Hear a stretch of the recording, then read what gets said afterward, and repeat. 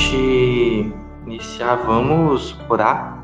Peço para que você feche seus olhos agora e concentre-se. Senhor Jesus, aqui estamos, Pai, na Tua presença. Apresentamos quem somos, as nossas capacidades, dificuldades. E nós pedimos, Senhor Jesus, que o Senhor se faça presente aqui. Pai, pedimos perdão pelos nossos muitos pecados e pedimos para que o Senhor venha conduzir essa aula. Muito maior do que eu falando, do que as pessoas falando, que seja o Senhor Jesus Cristo a ministrar aos nossos corações. Jesus, nós pedimos para que a Tua presença seja real aqui, para que esse ensino, para que esse aprendizado possa mudar mentes, girar chaves espirituais, nós possamos entender melhor aquilo que o Senhor tem para passar entre nós, Senhor.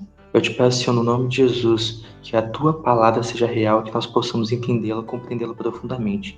Muito obrigado por tudo que o Senhor tem feito, Senhor, no nosso meio, e venha abençoar mais e mais. É isso que nós te pedimos no nome do Senhor Jesus. Amém. Vamos lá. A gente tem conversado sobre Lucas, né? E hoje vai ser a nossa última aula online sobre Lucas. E Lucas, né, é um evangelho muito interessante da gente ler. Quando a gente olha Lucas, a gente vai ver um evangelho preocupado em contar de forma ordenada aquilo que Jesus fez. Lucas, ele não conheceu Jesus Cristo. Lucas conheceu Paulo, né? Caminhava com Paulo, a gente vai ver isso em Atos. Lucas, ele não conheceu Jesus Cristo pessoalmente, mas ele conheceu as pessoas que conheceram Jesus pessoalmente, em carne. Inclusive, né, ele conheceu os discípulos, provavelmente, e ele conheceu outros relatos escritos sobre Jesus Cristo. E o que Lucas faz? Ele pega tudo isso. Ele pega esses relatos escritos, ele pega essas testemunhas que viram Jesus, que caminharam com ele, e ele ouve tudo isso. Ele averigua, ele vai atrás de tudo isso para que ele possa ver se é realmente o que aconteceu, e a partir disso ele escreve um relato ordenado, quer dizer, um relato completo, né, de acordo com a visão de Lucas, a respeito do que Jesus fez. Então, Lucas, ele muito mais ele está manifestando aquilo que ele ouviu, aquilo que ele leu. Mas, conforme a gente vai lendo, a gente vai vendo que existem coisas implícitas mais profundas. O que são essas coisas implícitas? Lucas, ele escolhe certas histórias, né? Ele escolhe certos momentos de Jesus Cristo. É como se fosse um grande filme, sabe? Sabe quando você está vendo uma série, e aí nessa série, de repente a câmera ela dá foco em um personagem X, e tipo, na hora que a câmera ela dá foco naquele personagem, você sabe que aquele personagem ele vai ser relevante para aquela história. Você sabe, cara, esse personagem tá fazendo alguma coisa, vai acontecer alguma coisa com ele. Assim é Lucas. Ele decide dar foco para personagens.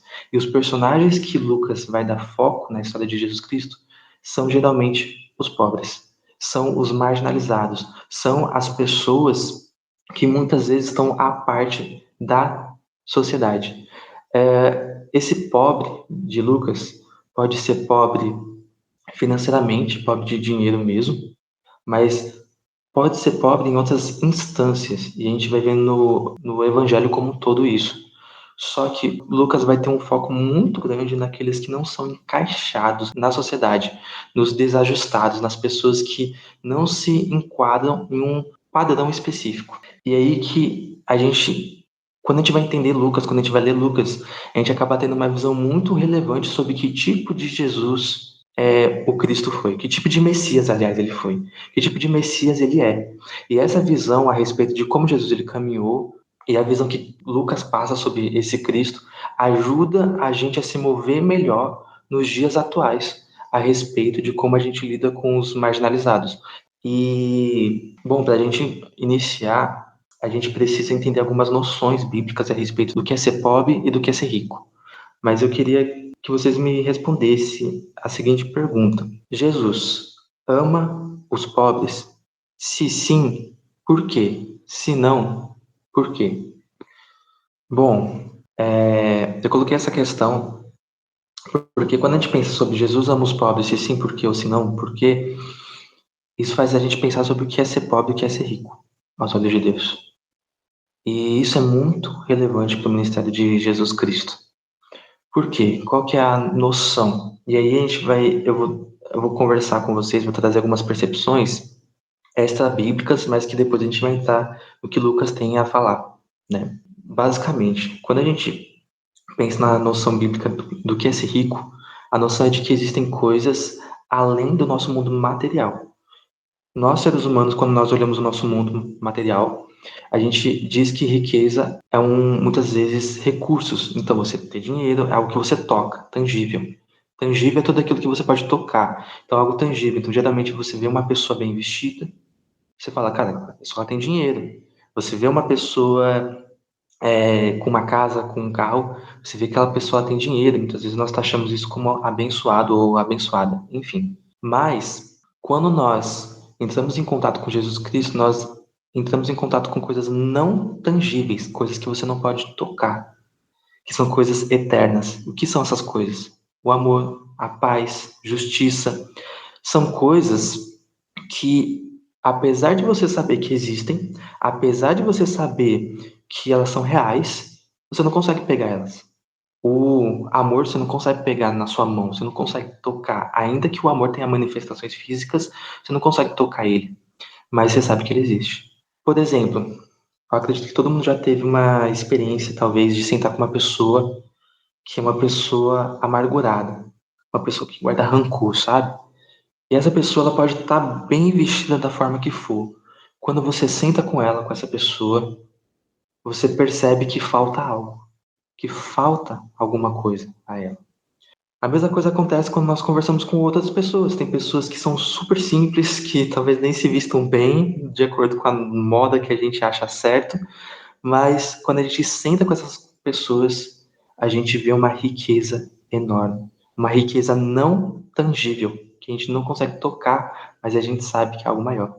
Essa perspectiva é a perspectiva que Deus tem sobre as pessoas. É como se Deus ele visse camadas além do que a gente consegue perceber. É como se tivesse uma camada externa, mas Deus consegue ver o que tem além. Então, quando alguém fala, eu te amo, por exemplo, isso é uma palavra, essa palavra ela soa externa aos nossos ouvidos, ela tem uma forma externa, a gente consegue ouvi-la, mas Jesus consegue ver o que formou aquele eu te amo.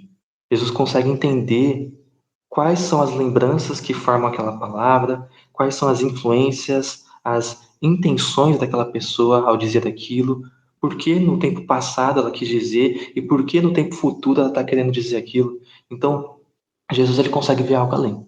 Então, essas percepções a respeito de coisas não tangíveis e coisas tangíveis são algo que assim, qualquer ser humano consegue ter, qualquer pessoa consegue perceber que o amor, por exemplo, existe e a gente não consegue tocar ele.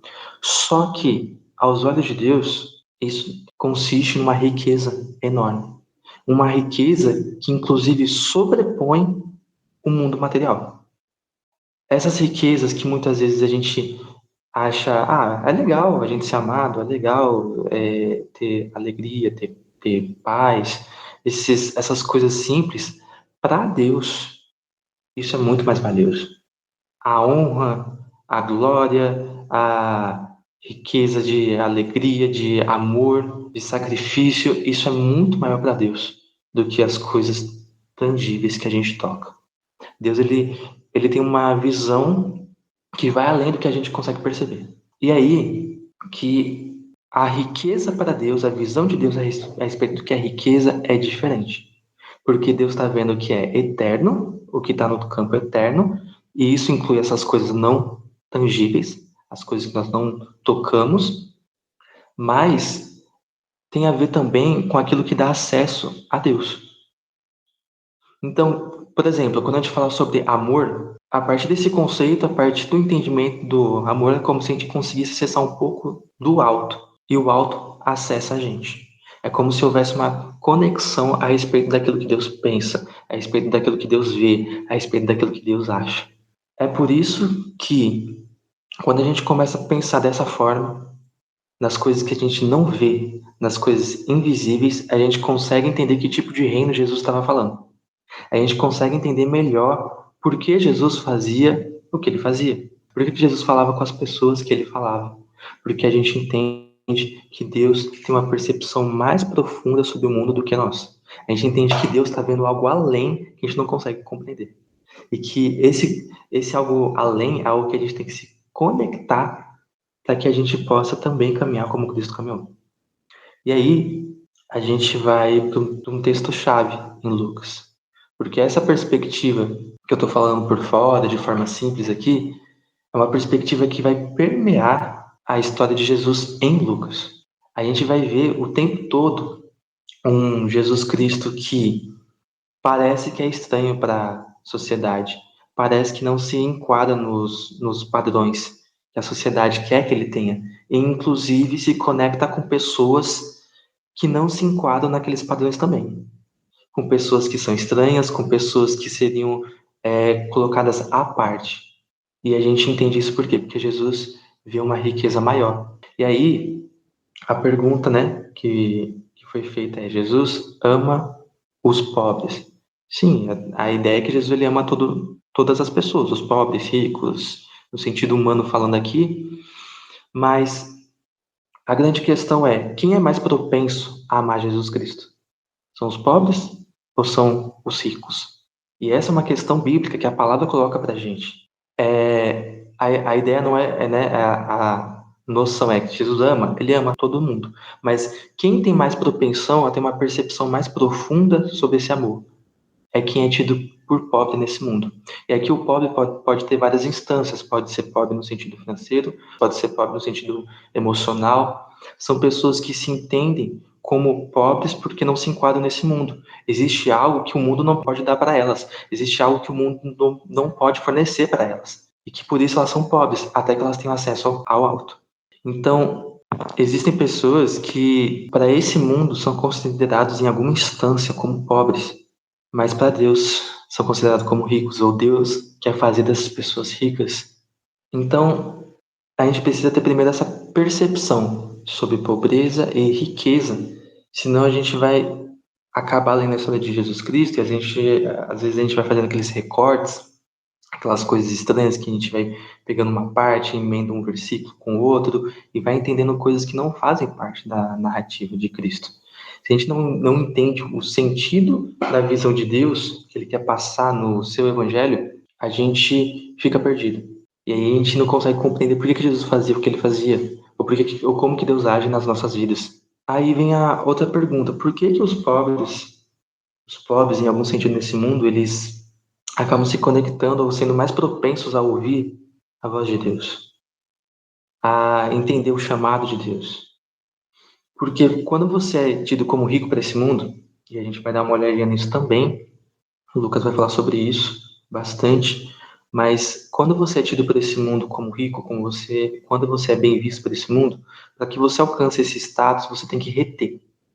E reter significa que você tem que se conectar com o que esse mundo, em pecado, em dor, maldade, em erro, tem a oferecer. E quanto mais você se conecta com isso, é como se fosse uma matemática simples. Quanto mais você se conecta com isso, menos com o alto você está conectado. Porque se o mundo está em pecado, ele está caído, quanto mais você se conecta com ele, menos com Deus que é santo e amoroso, você está conectado. Então, a ideia é que quanto mais as pessoas estão desconectadas com que esse mundo, no sentido de pecado, de percepções erradas sobre Deus, sobre amor, sobre vida, quanto mais desconectadas estão, mais propensas elas estão a entender o que Deus tem a dizer. Então, isso quer dizer que automaticamente, por uma pessoa ser pobre financeiramente, ela já vai para o céu ou ela já vai conhecer a Deus e etc. Não, não quer dizer isso. Tanto que no relato de Lucas a gente tem o momento que Jesus ele vai para a cruz e ali tem dois assassinos com ele, dois homens maus, vamos colocar assim. Ladrões eles não eram um pouco pior que isso. E, e um deles reconhece Jesus, o outro não reconhece Jesus. Então, assim, existem pessoas que podem ser pobres no sentido financeiro, não reconhecer o Cristo e não ter acesso a esse amor. Entretanto, as pessoas que são mais propensas, existe uma propensão, uma possibilidade maior de reconhecer o Cristo, são as pessoas que nada têm nesse mundo. Porque quando você muito tem nesse mundo, você está muito abastado, você não consegue se reconhecer como necessitado. É muito complicado, existem muitas barreiras. É a clássica história do homem rico, que Lucas também vai contar, em que tinha um homem rico, né? E ele vai falar com Jesus. E quando ele conversa com Jesus Cristo, ele fala: Olha, Jesus, eu tenho feito isso, eu tenho, mestre, eu tenho feito isso, eu tenho feito aquilo, o que me falta? E aí, nos outros evangelhos, vai mostrar que Jesus, ele ama aquele homem, sabe? Ele tem um sentimento de compaixão por ele, ou seja, Deus ama os ricos também. Só que Jesus, ele faz um pedido para ele. Fala, sabe o que falta a você? Pega tudo que você tem, divide com os pobres e me segue. Jesus, ele estava atacando o ponto de maior riqueza daquele homem, o ponto de maior contato na terra. E ele fala para aquele homem deixar esse ponto de maior contato, esse ponto de maior riqueza, para que ele pudesse segui-lo. E é exatamente o chamado que Deus faz para a gente. Talvez para algumas pessoas não vai ser uma riqueza material, vai ser uma riqueza emocional, né? Algo, entre aspas, riqueza, né? Mas sempre vai ter alguma coisa que a gente vai precisar ser pobre nesse mundo para que a gente possa acessar as riquezas do alto. E aí, para a gente entender, né, até aqui, beleza? Se tiver alguma dúvida, a gente pode perguntar, pode falar. E aí, a gente vai lá para Lucas 7, versículo 36. Essa aqui é uma história muito conhecida, mas ela é uma boa chave para a gente entender qual é a visão que Jesus tem sobre os marginalizados. A gente tem várias histórias, mas acho que essa história é bem interessante. A parábola que é contida nela também é um exemplo maravilhoso. Diz assim: convidado por um dos fariseus para jantar, Jesus foi à casa dele e reclinou-se à mesa. Ao saber que Jesus estava comendo na casa do fariseu, certa mulher daquela cidade, uma pecadora, trouxe um frasco de alabastro com perfume e se colocou atrás de Jesus, a seus pés. Chorando, começou a molhar-lhe os pés com suas lágrimas. Depois os enxugou com seus cabelos, beijou-os e os ungiu com perfume. Ao ver isso, o fariseu que o havia convidado disse a si mesmo: se este homem fosse profeta, saberia quem nele está tocando e que tipo de mulher ela é, uma pecadora. Então lhe disse: Simão, tenho algo a dizer a você. Diz, mestre, disse ele. Dois homens deviam a certo credor. Um lhe devia 500 denários e o outro 50. Nenhum dos dois tinha com que lhe pagar. Por isso perdoou a dívida a ambos. Qual deles o amará mais? Simão respondeu: suponho que aquele a quem foi perdoada a dívida maior. Você julgou bem, disse Jesus. Em seguida, virou-se para a mulher e disse a Simão: vê esta mulher? Entrei em sua casa, mas você não me deu água para lavar os pés. Ela, porém, molhou os meus pés com suas lágrimas e os enxugou com seus cabelos. Você não me saudou com um beijo, mas essa mulher, desde que entrei aqui, não parou de beijar os meus pés. Você não ungiu a minha cabeça com óleo, mas ela derramou perfume nos meus pés. Portanto, eu digo, os muitos pecados dela lhe foram perdoados, pois ela amou muito, mas aquele a quem pouco foi perdoado, pouco ama. Então Jesus disse a ela: seus pecados estão perdoados. Essa aqui é uma história muito interessante que vai contar, né, a história dessa mulher que é uma pecadora, uma marginalizada, uma pessoa que não se enquadra nos padrões. E essa mulher, ela vai aos pés de Jesus Cristo. E eu creio que talvez ela nem soubesse exatamente o que faltava a Jesus ali, mas automaticamente é como se o amor movesse ela e ela dá tudo o que Jesus precisa naquele sentido, né? No caso, geralmente quando eles iam nas casas, como eles andavam com sandálias, era comum que a poeira, né, fosse intensa. Então, quando eles entravam nas casas, era comum que eles lavassem os pés. E aí Jesus ele entra nessa casa e o anfitrião nem dá uma água para ele lavar os pés. E essa mulher, de uma forma amorosa, oferece para Jesus o que ele precisa. E aí Jesus ele conta uma parábola, uma história, né, de duas pessoas, um que devia R$ 50 e outro que devia 500. E aí o credor perdoa os dois. E a pergunta é: quem é que vai ficar mais feliz? Quem fica mais agradecido? Que devia 50 ou que devia 500? O que devia 500. E aí Jesus ele vai apresentar uma lógica muito interessante sobre o reino de Deus. Que, primeiro, o entendimento de que a gente está em dívida, de que existe algo faltando, de que a gente é pobre. Essa é a primeira percepção. A partir desse entendimento, nessa percepção, a gente entende o que é a nossa dívida, quanto que a gente deve. E parece que quanto mais a gente entende quanto a gente deve, maior é o entendimento a respeito daquele perdão, a respeito do perdão que Deus tem para nos dar. Então, quanto mais consciente a gente é a respeito da nossa pobreza, a respeito da nossa dificuldade, a respeito não do quanto a gente é santo, do quanto a gente sabe fazer as coisas, mas do quanto a gente não sabe diante de Deus, do quanto a gente é pequeno, maior é o entendimento sobre o perdão de Deus. E aí, a lógica é: quanto maior o entendimento sobre o perdão de Deus, mais a gente ama. Essa é a lógica que Jesus apresenta nessa história. Por isso que Jesus ele ama os marginalizados, por isso que Jesus ele ama os pobres, assim como ele ama a todos, mas por isso que digamos que existe essa relação mais intensa, porque é como se aquele que nada tem nesse mundo consegue ter uma sensibilidade maior para compreender a sua dívida com Deus, e a partir dessa percepção da sua dívida com Deus, consegue entender o quanto Deus está perdoando ele, e a partir disso, ele consegue amar. E era isso que os fariseus, em sua maioria, não conseguiam fazer. Eles não conseguiam ter uma percepção do quanto eles deviam a Deus, porque eles não conseguiam se ver como devendo a nada. E talvez seja a percepção que muitos de nós temos, né?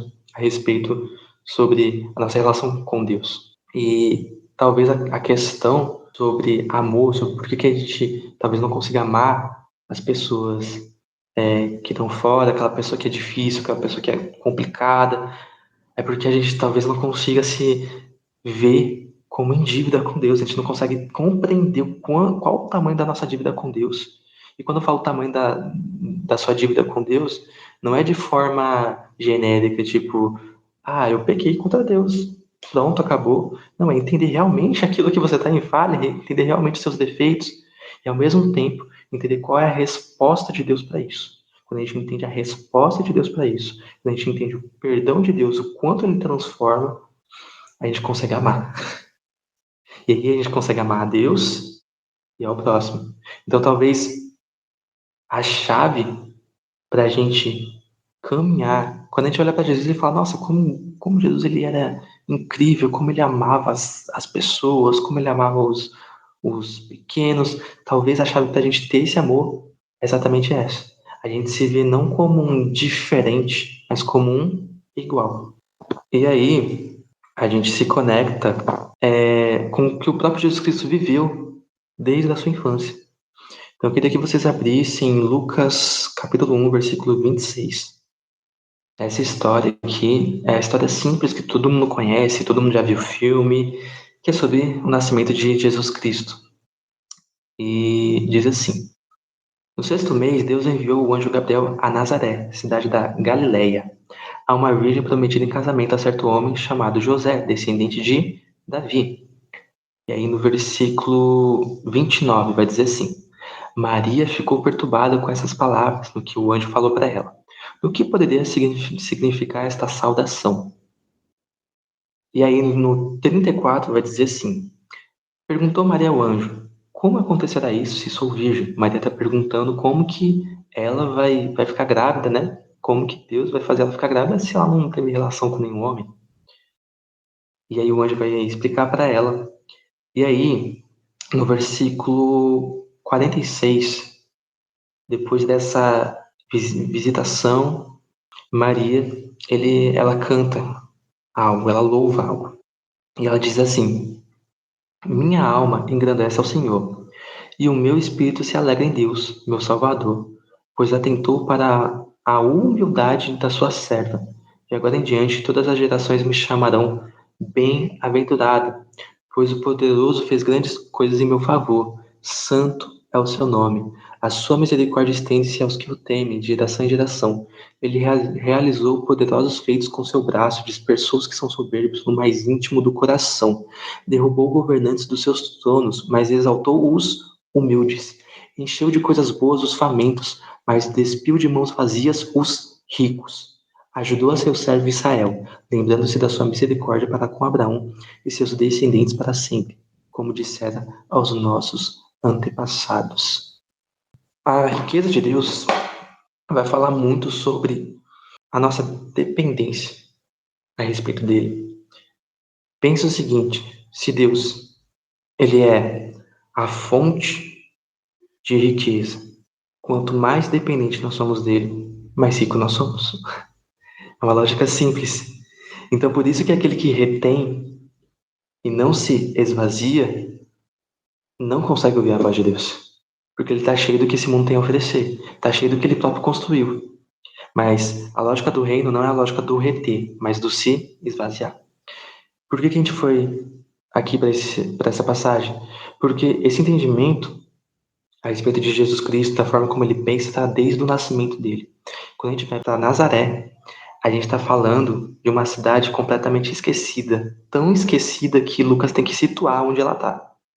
Geralmente Lucas ele não situa as cidades, porque elas já são conhecidas. E a gente vai ver no Antigo Testamento praticamente nenhuma menção a ela. E quando a gente vai olhar para a história como um todo, Nazaré era uma cidade extremamente pequena. Tinha 500 habitantes, era uma cidade rural. Uma cidade que a gente pode chamar de interior, mas eu gosto de usar o termo periferia. Era a periferia daquele mundo. Tanto que quando o Felipe vai conversar ali, o que é dito para ele, pode vir alguma coisa boa de lá? Então, assim, a noção é que as pessoas ali eram atrasadas, vamos colocar nos termos atuais, caipiras, marginalizados, seria um termo de pessoas que não pode vir algo bom de lá. Não pode surgir algo real, algo bom de Deus dali. Mas é ali que Deus encontra a mãe de Jesus. É ali que Deus encontra uma jovem que tinha ali entre 12 a 16 anos, mais ou menos 12 até 16 anos. Então era uma adolescente de uma cidade rural completamente marginalizada. E é nessa cidade que Deus olha uma mulher e fala: cara, essa mulher vai ser a mãe do meu filho. Essa mulher ela vai criar o meu filho. Então, isso mostra como Deus ele vê as coisas de forma diferente. E aí, por isso que Maria, quando ela fala assim, no versículo 40 e 48, pois atentou para a humildade da sua serva. Quando ela está falando humildade, é humildade mesmo. Aqui ela não era casada ainda, era uma mulher solteira, que agora se vê grávida, ou seja, numa situação complicada, porque, ok, foi Deus que estava gerando algo nela, mas as pessoas sabiam disso? As pessoas iriam entender isso? Com certeza não. Imagine o que essa mulher iria passar ali para frente. Imagine o que ela passou. Mas mesmo assim, ela decide atender ao chamado de Deus. E na sua condição de uma mulher do interior, ela decide ouvir o chamado de Deus. E ela responde. Ela responde no versículo 38. Sou serva do Senhor. Que aconteça comigo conforme a tua palavra. Isso que ela diz, Maria diz, é em contraste com o que Zacarias diz. Zacarias, antes dessa história, você vai ver a história de Isabel e Zacarias. E Zacarias, ainda que ele fosse justo, ele e Isabel eram pessoas que tinham condições ali, tinham uma estabilidade, né? E a resposta de Zacarias, quando o anjo fala que ele vai ter um filho, mesmo ele sendo velho, é uma resposta de dúvida. Não é uma resposta parecida com Maria. E, inclusive, Zacarias ele fica mudo por conta dessa dúvida. Esse contraste, Lucas ele coloca em contraste as duas coisas. E quer dizer que Maria é melhor que Zacarias e não. Só quer dizer que Maria, de alguma forma, tinha uma sensibilidade, talvez pelas condições do que ela estava vivendo, a entender, a compreender a mensagem que Deus estava passando para ela. Por quê? Porque ela não dependia de ninguém, ela dependia até de Deus. que ninguém poderia dar o que ela precisava. Deus poderia. Então, nessa conexão, o que Deus faz? Deus exclui o Zacarias? Não, ele une as duas gerações. E aí, essa passagem é importante para a gente entender da onde Jesus vem, que tipo de pessoa ele é e por que que ele faz o que ele faz. Por que que Jesus ele ama os pobres, os marginalizados? E de novo, eu vou repetir aqui, esse pobre que Lucas aborda não é só pobre de dinheiro, é pobre em várias instâncias. A gente tem história de pessoas abastadas que reconheceram Jesus Cristo, ainda que isso seja dificultoso, mas para que elas pudessem reconhecer Jesus Cristo, elas precisaram se esvaziar, elas precisaram abrir mão de algo. E aí, em Lucas 6, versículo 20, abram lá, Lucas 6, 20, a gente vai ter esse entendimento bem profundo. Lucas 6, versículo 20, vai dizer assim: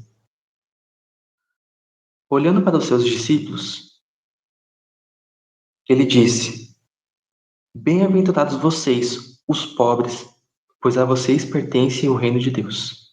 Bem-aventurados vocês que agora têm fome, pois serão satisfeitos. Bem-aventurados que agora choram, pois haverão de rir. Bem-aventurados serão vocês quando os odiarem, expulsarem, insultarem e eliminarem o nome de vocês, como sendo mal, por causa do Filho do Homem. Regozijem-se nesse dia e saltem de alegria, porque grande é a sua recompensa no céu, pois assim os antepassados deles trataram os profetas. Mas ai de vocês, os ricos, pois já receberam sua consolação. Ai de vocês que agora têm fartura, porque passarão fome. Ai de vocês que agora riem, pois haverão de se lamentar e chorar. Ai de vocês, quando todos falarem bem de vocês, pois assim os antepassados deles trataram os falsos profetas.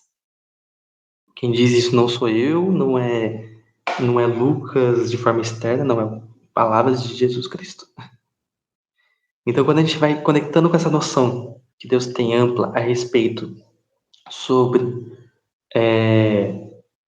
riqueza, pobreza, a gente vai entendendo melhor o que ele quer dizer aqui. Jesus está virando para os discípulos dele e está falando: como são abençoados vocês, os pobres? E aqui a visão de Lucas é um pouco mais radical do que dos outros evangelhos. Mateus vai colocar como são abençoados vocês, bem-aventurados os pobres de espíritos humildes. E aí Lucas vai falar como são bem-aventurados os pobres mesmo, porque os discípulos dele, para seguirem Jesus, precisaram se fazer pobres. E essa é uma mensagem que bate na gente, nossa concepção moderna, em que a gente muitas vezes quer moldar o evangelho de Deus, quer dizer, não, só isso aqui, só esse. Não, Jesus falou, mas na realidade é isso aqui. A gente dá uma outra interpretação. Mas Jesus está falando exatamente isso aqui. Você tem que se fazer como um pobre, no sentido de dependência a Ele, de entregar para Ele e deixar que Ele conduza a tua vida em todas as instâncias. É exatamente essa a mensagem de Cristo para os discípulos dele. E Ele vai falar: como são felizes vocês porque estão fazendo isso, como são abençoados vocês. Então, a noção do reino de Deus é que não é que a gente vai ficar com dívidas e vai ficar pobre, aqui não é isso. Tanto que a palavra de Deus vai dizer para que a gente não se preocupe com o que a gente veste, não se preocupe com o que a gente come, porque Deus ele provê essas coisas. Mas a palavra de Deus é que automaticamente, quando você pertence ao reino de Deus, você encontra uma riqueza que sobrepuja, uma riqueza que é mais intensa, uma riqueza que é maior do que todas as coisas desse mundo. Não é como se o material não fosse importante, mas que essas coisas que Jesus fala, o amor, o perdão, a justiça, a paz, são infinitamente mais importantes e que, vindo de Deus, na dependência deles, são muito maior do que qualquer outra coisa externa, qualquer outra coisa material desse mundo. E aí, que ele fala, bem-aventurados são os pobres, porque é como se automaticamente, quando você se conectasse com essas riquezas de Deus, você de alguma forma perdesse algo aqui. Você perde algo aqui nesse mundo. E quando você perde algo nesse mundo, isso vai fazer com que você seja visto como estranho, excluído, marginalizado, alguém que não se encaixa. E é exatamente essa mensagem de Jesus para os discípulos dele. Vocês são essas pessoas e fiquem alegres por isso. vocês são abençoados por isso, bem-aventurados são vocês. E o resultado de tudo isso é que para esse mundo a gente pode ser visto como pobre, para esse mundo talvez a gente passe fome, para esse mundo a gente vai chorar, para esse mundo a gente vai ser odiado, mas qual o contraste disso? A gente pertence ao reino de Deus. A gente vai ser satisfeito por ele. E a gente vai rir. E não é uma risada simplesmente porque Deus deu o que a gente queria, mas é porque Deus fez o que precisava. Porque Deus transformou a nossa realidade. E é aí que ele vai terminar com: mas ai de vocês, os ricos. Inalda, minha mãe. Quer falar? Oi, gente, a paz do Senhor, bom dia. Pai do Senhor, bom dia. Tá martelando algo aqui no meu coração e tá queimando bastante, eu queria falar. Quando você diz que Maria Nazaré era uma cidade bem pequena, trazendo isso para os dias de hoje, né, de onde era Maria, de onde o anjo anunciou que ela seria a mãe de Jesus, e trazendo isso para os dias de hoje, podemos dizer que a cidade seria uma cidade de periferia, né, seria uma cidade de periferia, cidade bem pequena, e aí eu lembrei da passagem, né, que lá em João, né, primeira de João 1, que quando Jesus viu Felipe, né, que era de Betsaida, cidade de André e de Pedro, e depois, vocês estão me ouvindo, gente? Sim, estou ouvindo bem. E depois Felipe achou Natanael e disse-lhe, havemos achado aquele a quem Moisés escreveu na lei e os profetas, e disse para Natanael que tinha achado o Cristo. E aí foi quando Natanael falou, pode vir alguma coisa boa de Nazaré? Para você ver de quão era discriminada a cidade e, assim, trazendo para os dias de hoje. Eu digo isso, gente, eu vou até citar um exemplo, eu não gosto muito eu falo desse exemplo, mas eu não gosto muito de citar porque eu sempre lembro. Eu e minha família, nós não somos daqui, né? A gente veio de São Paulo, todo mundo acho que sabe que Matheus é de lá e tudo mais. Nós moramos aqui em Santa Maria. E eu sempre trabalhei na cidade, no centro, Plano Piloto, Lago Norte, porque eu sou cuidadora de idosos, técnica de enfermagem. Cuidadora de idosos, Lago Sul, Lago Norte, Sudoeste. E aí a gente via nitidamente a diferença, por eu morar em Santa Maria, a forma de tratamento, uma certa discriminação, na verdade, discriminação. Aí o que acontece? E aí o Matheus falando sobre isso, a cidade de Nazaré, periférica, então eu me remeti automaticamente a essa situação que eu já passei. Eu já trabalhei com outras pessoas de Guará, que eu acho que eu não conheço muito Brasília, apesar da gente estar aqui há 8 anos, mas a gente não conhece muito bem, porque a minha atuação só é de casa para o trabalho e às vezes da igreja e só. E aí a gente vê nitidamente essa discriminação. Já encontrei com pessoas que eram de outras cidades periféricas, como Santa Maria, que tem até vergonha de falar que é da cidade quando está lá no centro. Beleza. Então, o que se remete? O que eu estou querendo dizer com isso? Maria, né, da cidade periférica, e o que eu pude ver dentro dessa história é que quão era discriminado Nazaré. E aí passou aqui na minha cabeça, nossa, quão era discriminado Maria, sua família, as pessoas que moravam ali. Mas, porém, ela tinha um coração contrito, era serva do Senhor, era uma adolescente que buscava a Deus, que queria ter intimidade com Deus, que estava na presença de Deus, independente da situação que a rodeava. Independente da situação que ela passava dentro da família, no meio da sociedade, ela estava servindo ao Senhor. E eu acredito piamente que foi por isso, né, que o Senhor viu graça nela para ser a mãe de Cristo. E aí me remeteu a uma outra situação sobre bens materiais. Ontem mesmo eu encontrei uma irmã, e aí é uma irmã muito abençoada, que eu amo muito, ela ora por muitas pessoas, e ela já me abençoou muito com as orações dela, e eu já vi mesmo Deus trabalhar através de quando ela ora, principalmente na área material. Só que a área material dela é muito, assim, ela não tem o alcance que quando ela ora para as outras pessoas, entendeu? Aí ela pegou e ela desabafou comigo e falou: Nossa, tem muita gente que me julga porque que eu oro por pessoas e Deus abençoa rapidamente, e a mim mesma eu não consigo alcançar. Aí eu falei para ela: Irmã, mas você já viu qual tamanha graça e alcance você chegou? Eu ainda não estou nesse nível que você está. Dessa intimidade com Deus, dessa plenitude, que é o mais importante, é isso, é o que vai prevalecer. Essa intimidade com Deus, não é bens materiais, não é você ser abençoada. Concordo que nós temos que ter uma vida abastada, que nós podemos ter isso. Mas se de repente não é o que Deus quer para ela ainda, né? E ela tem sido abençoadora de outras pessoas. E aí eu vi assim uma tristeza nela por falar isso. E aí eu falei para ela: maior bênção, irmã, você já tem, que é buscar ao Senhor como você busca, nunca desistiu, tá firme e ora por pessoas e vê Deus restaurando, Deus abençoando. Eu queria ter isso que a irmã tem, eu não tenho ainda. Entendeu? Aí eu falei para ela, falei assim, principalmente a família da gente, porque as pessoas hoje em dia, ela acha que você só é abençoada se ela vê acontecendo materialmente na sua família. Entendeu?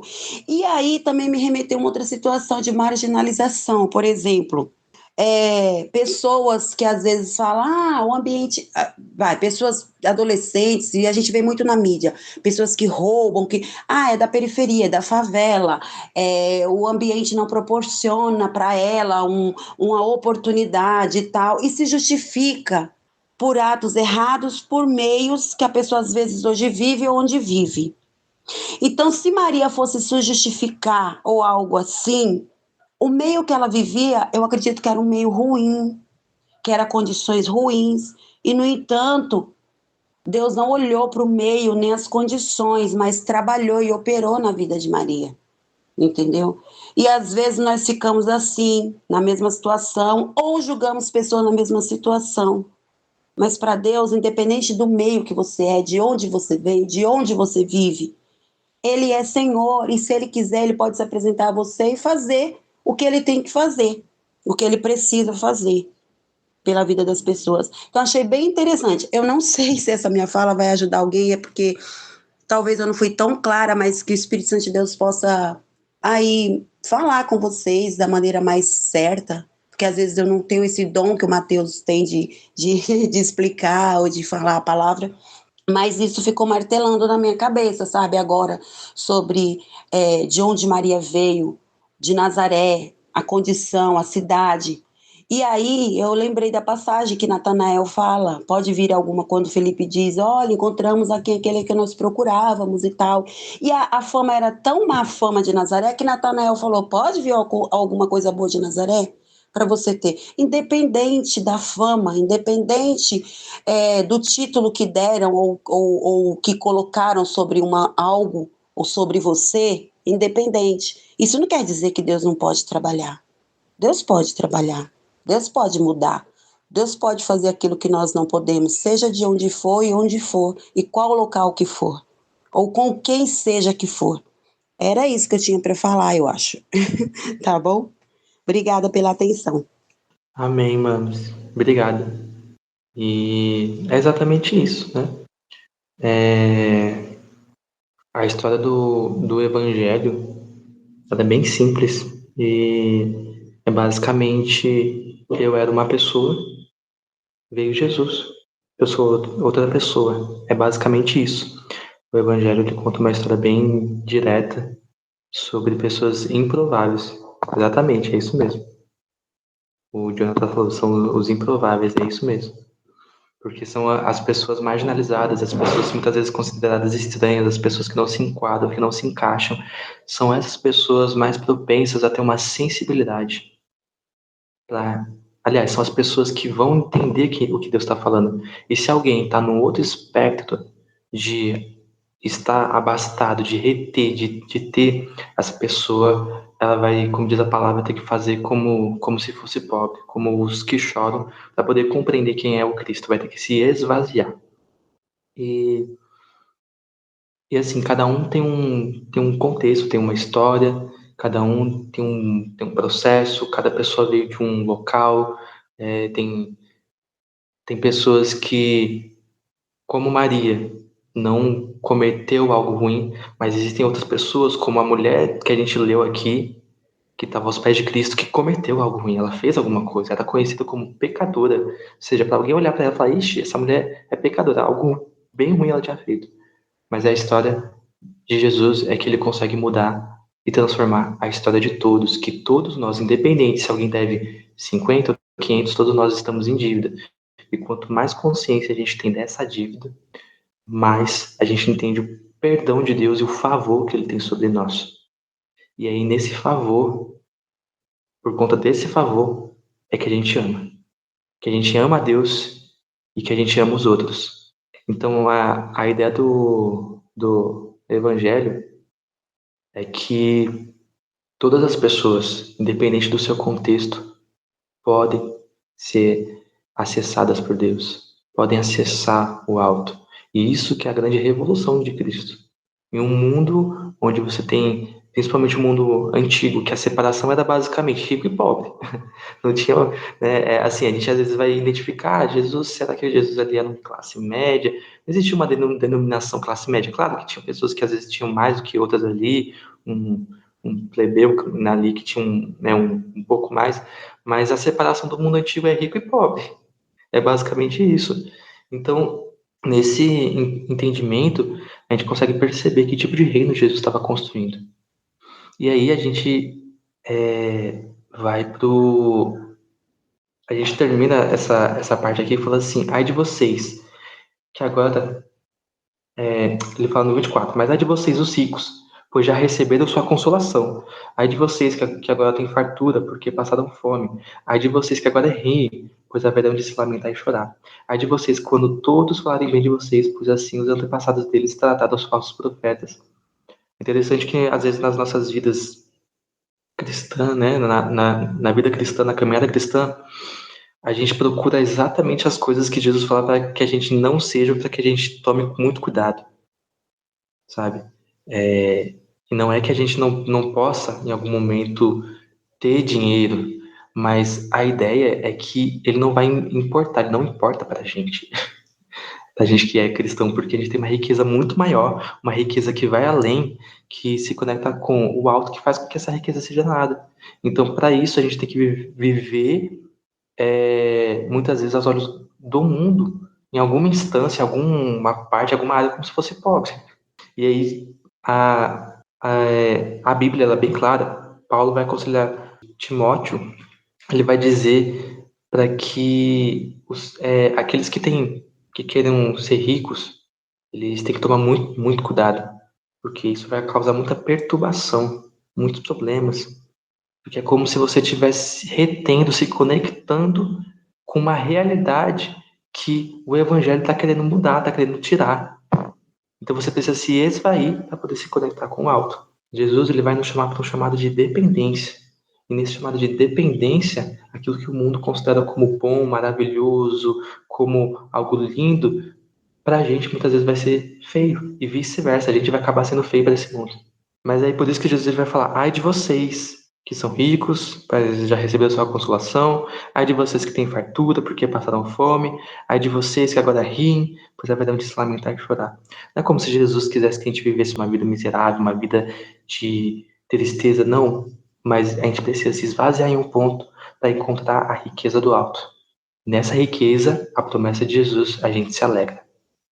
E aí a gente vai, para finalizar em outra passagem, Lucas 8, 26. Existem muitas passagens em Lucas que a gente poderia falar sobre a questão dos marginalizados, dos pobres, dos necessitados, de como Jesus cuida dessas pessoas, muitas passagens mesmo, muitas passagens boas. Mas acho interessante essa passagem aqui, Lucas 8, 26.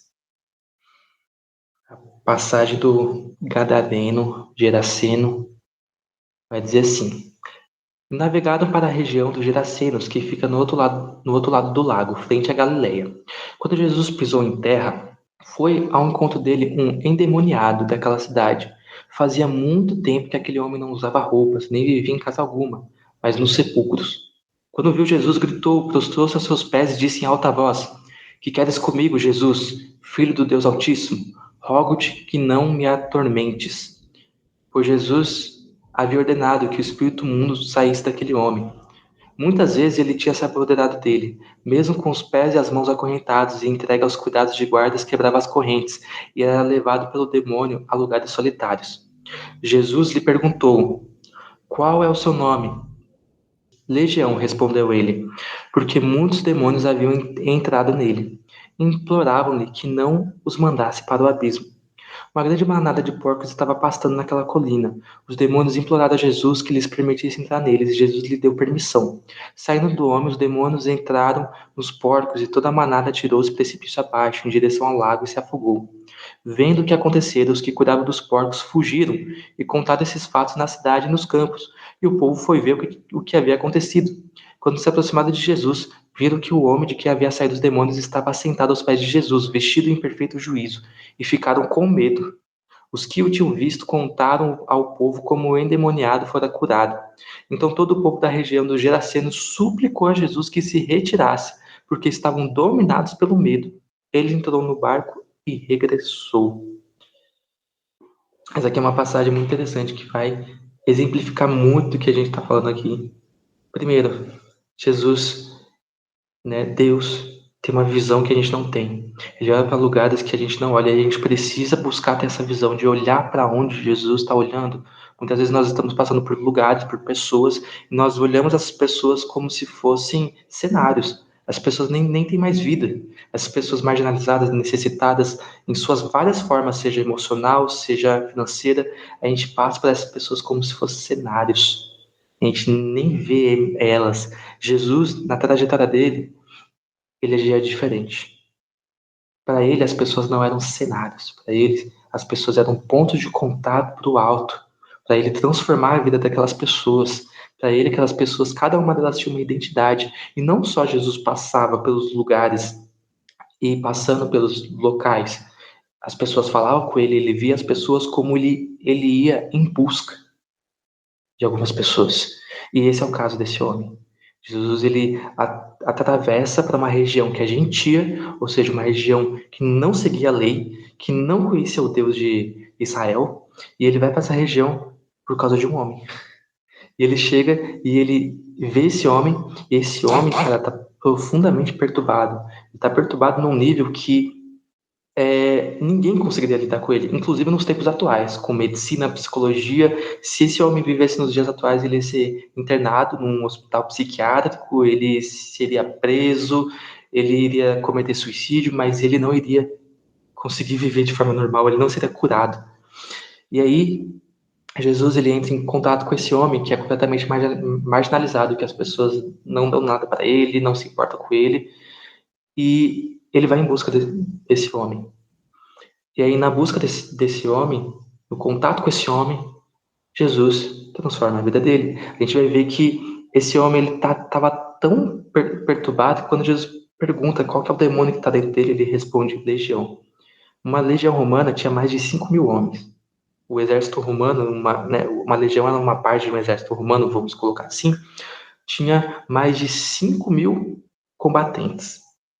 Então esse homem, ele não, esse demônio que está nele, né, nesse homem, nem consegue falar o nome, fala legião, porque somos muitos. E aí Jesus, ele faz um trabalho maravilhoso de libertação, liberta aquele homem, e é muito interessante aqui que na época, no contexto da época, para que você pudesse fazer algum ritual mágico, porque existiam rituais mágicos que curandeiros, pessoas, magos, né, ditos magos faziam para expulsar demônios. Existia todo um protocolo, um ritual a ser feito, ferramentas a serem usadas, fórmulas mágicas que eles usavam, e para você subjugar um demônio, você tinha que invocar o nome de um outro demônio que fosse mais forte que aquele demônio.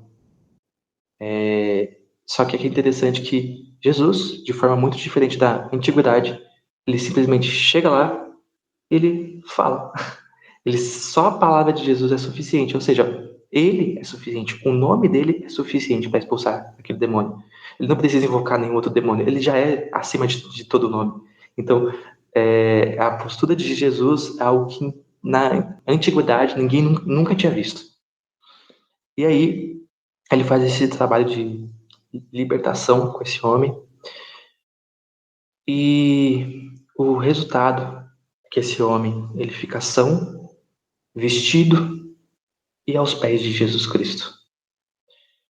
E aqui há um ponto interessante, que ao longo do livro de Lucas a gente vai ver a história de várias pessoas consideradas marginalizadas, e o resultado do encontro dessas várias pessoas com Jesus é estar aos pés dele. Quando a gente vai ver na antiguidade, mais específico aqui, estar aos pés de uma pessoa significa aprendizado, significa a relação de um mestre e seu discípulo. Então, Jesus ele liberta as pessoas para que elas possam viver e estar aos pés dele, para um discipulado sincero, para uma relação sincera em que ele fala e as pessoas ouvem, em que as palavras dele ecoam no interior de cada um. E aí, só que o ponto interessante aqui é que quando a gente olha para as pessoas que são discípulos de Jesus Cristo, que estão aos pés dele, são pessoas que a gente não chamaria para um discipulado, que a gente não chamaria para estar conosco, são pessoas que nos tempos atuais nós não andaríamos juntos, não estaríamos com elas, não chamaríamos para poder conversar, para poder ensinar ou aprender com elas. São pessoas que são estranhas, são pessoas que são excluídas e que, naquela época, olharia para isso e falaria, cara, e como disseram, né? Por que você está com essas pessoas? Por que você conversa com essas pessoas? Mas é exatamente essas pessoas que Jesus chama e é exatamente essas pessoas que Jesus forma o seu povo, que Jesus forma o seu exército de pessoas estranhas, excluídas, desajustadas, que amam porque sabem que são amadas. E aí, o interessante dessa história também é que as pessoas, o povo que estava em volta, quando vê isso, eles não se alegram pelo cara que foi salvo. Eles não se alegram porque o cara está liberto. Eles não se alegram porque Jesus teve poder sobre aquele cara. Eles ficam com medo. Por quê? Eles preferem reter do que se esvaziar. Eles estão mais preocupados com os porcos que morreram, mais preocupados com aquilo que eles tinham, com aquilo que eles perderam, e com medo de que Jesus vai fazer mais coisas. Olha que doido. Jesus ele libertou um homem, eles estão preocupados com medo que Jesus vai fazer mais coisas ali, vai libertar mais pessoas, e isso vai acabar com o negócio, com o comércio dele. A noção é que o perder para o mundo é sempre ganhar para Deus. Essa é uma noção clara, bíblica, de entendimento que o mundo muitas vezes não vai entender isso. Mas é você que talvez é estranho, desajustado, pobre. É você que Jesus chama de bem-aventurado, assim como ele chamou Maria.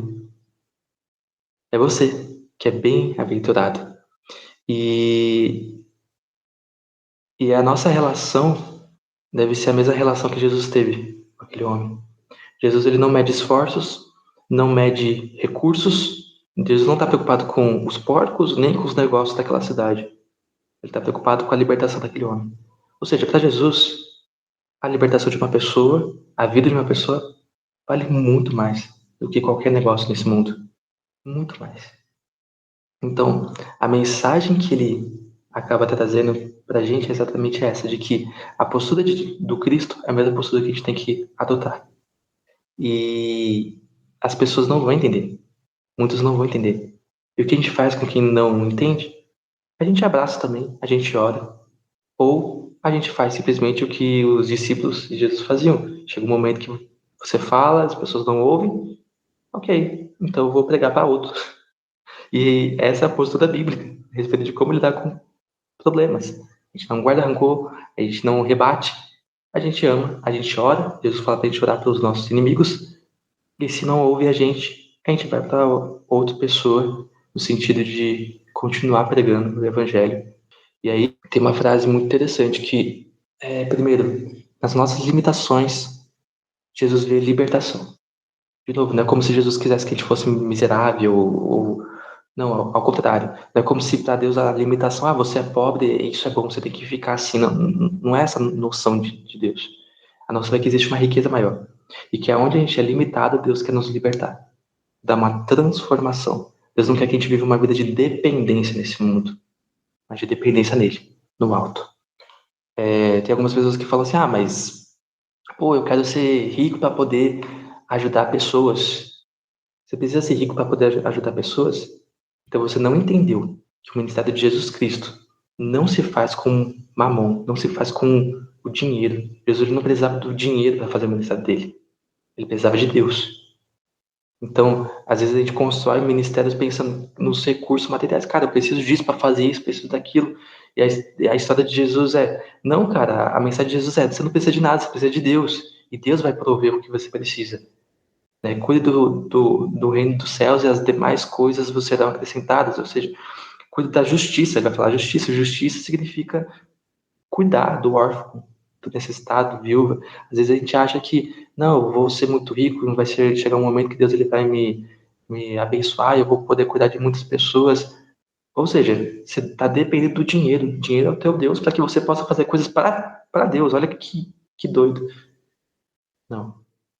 A gente precisa de Deus. O ministério de Jesus foi em completa dependência de Deus. Ele não dependia do dinheiro que davam para ele. Ele dependia simplesmente de Deus. E a transformação que ele fez foi por meio dele. E aí tem uma frase que eu achei muito interessante aqui no comentário que eu usei, já estamos finalizando a aula, gente, mas no comentário bíblico que eu usei como base para poder estudar algumas coisas, e diz assim: a reunião aos pés de Jesus é mais que uma escola de aprendizagem, é uma escola de salvação. Então, essa é a nossa, é um pouquinho, né, da perspectiva que Lucas tem a respeito sobre Jesus e a relação com os pobres. É um pouquinho, porque quando a gente vai ler o Evangelho de Lucas, tem tanta riqueza, tanta coisa bonita, tanta coisa boa, mas isso aqui é um pouquinho sobre o que a gente pode entender de como Deus vê a nós, a sociedade à nossa volta. E o que a gente faz com isso? Essa é a questão, é a aplicação que a gente tem. O que a gente faz? A gente pode continuar retendo as nossas, entre aspas, riquezas pessoais, ou a gente pode se esvaziar. A gente sempre tem alguma coisa que está prendendo a gente. Deus quer que a gente se esvazie para que a gente possa se conectar com Ele. E a mensagem de hoje principalmente, né, entre várias coisas, a ser pobre. A pobreza nesse mundo não é demérito para Deus e não é algo que impede Ele de agir. Muito pelo contrário. Deus age entre as pessoas simples. Ele só quer que a gente se conecte com Ele para entender quais são as riquezas que Ele tem a nos oferecer. E é isso, gente. Esse é um pouquinho do que Lucas tem a passar sobre a relação de Jesus com os marginalizados. Terça-feira, gente, nós temos a aula presencial na CIA. Então, todos estão convidados, quem puder estar. A aula vai ser presencial, vai ser maravilhosa, vai ser a última aula sobre Lucas. Quarta-feira nós temos culto e domingo que vem a gente vai começar um novo módulo agora sobre Mateus. E vocês também já estão todos convidados, com certeza, a estar participando, estando junto, ouvindo. E é isso. Sim, dinheiro não é tudo, nem salva ninguém. Isso mesmo, Marcelo. É isso mesmo. Na realidade, Jesus vai chamar o dinheiro muitas vezes como riquezas injustas, né? Ele usa esse termo para se referir ao dinheiro e, na realidade, o dinheiro, assim, é algo muito pequeno para Deus, né? Porque ele é o dono do ouro, da prata e tem riquezas muito maiores. E ele sabe que a gente precisa de dinheiro para viver nesse mundo. Mas a noção é que a gente tem um Deus muito maior que isso. Paulo diz, Jonathan colocou aqui, né? Paulo diz que o amor ao dinheiro é a raiz de todos os males. É isso mesmo. A ganância, né? E aí algumas pessoas vão tentar dobrar, tipo, Mas é o amor ao dinheiro que traz a raiz de todos os males. Ou seja, eu posso ter muito dinheiro e não sei o quê. Cara, tipo, Jesus, nós podemos, poder pode, mas os discípulos vão colocar como que a busca por isso como muito perigosa. Muito, muito perigosa. Porque para você poder ter muito dinheiro, do ponto de vista humano, não do ponto de vista que Deus te abençoou, de Deus te direciona você, e Deus te ajuda, como diz Paulo, eu aprendi a ser dependente de Deus em tudo, sei o que é estar farto, sei o que é ser pobre, enfim. Mas o ponto de vista é que, tipo assim, para a gente viver nesse mundo e sendo rico, a gente tem que reter. E Deus não quer que a gente retenha. Ele quer que a gente se esvazie e compartilhe. Pode falar, Jonathan. Oi, gente, estão me ouvindo? Sim. Tá ouvindo? Então vamos lá. Eu penso o seguinte, né? É tudo a respeito de aquela passagem que a palavra de Deus fala que onde está o teu coração, aí que está o teu tesouro. Então, o grande problema do dinheiro é igual você falou, né? Não que o dinheiro ele não seja um problema, ele se torna um problema quando a gente busca mais aquilo do que a Deus. Realmente, eu acredito que o grande problema do dinheiro está aí, está justamente nessa questão, quando ele se torna a nossa grande fonte de potencial, nossa grande fonte de busca. E a gente acaba colocando justamente o dinheiro em primeiro lugar e esquecendo de Deus. Justamente quando a própria palavra de Deus fala que nós devemos buscar em primeiro lugar o reino de Deus e a sua justiça e as demais coisas não seriam acrescentadas. Então, realmente, o que eu penso a respeito do dinheiro e que algumas pessoas, igual você falou, algumas pessoas tentam, né, refutar essa ideia de que não, mas o dinheiro não é um problema. Não, não é realmente um problema. Só que tem muitas pessoas que, infelizmente, por quererem buscar tanto o dinheiro, fazem com que aquilo ali tornem elas os deuses delas,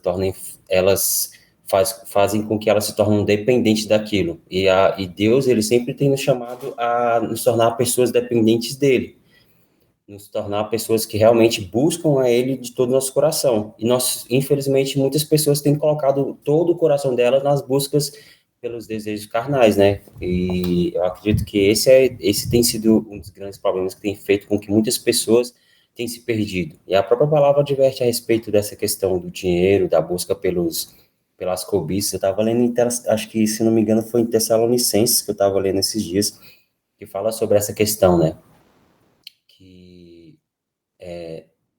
Não é em Tessalonicenses, eu me esqueci qual que é a passagem, mas ele fala que nós pedimos e não recebemos porque nós pedimos para usufruir de para que nós possamos usufruir daquilo com prazeres, com os nossos prazeres carnais, né? As cobiças carnais. Então, a respeito do dinheiro, o que eu penso a respeito do dinheiro, realmente o dinheiro não é um problema, gente. O problema é como você torna aquilo maior do que Deus, torna aquilo um Deus na sua vida.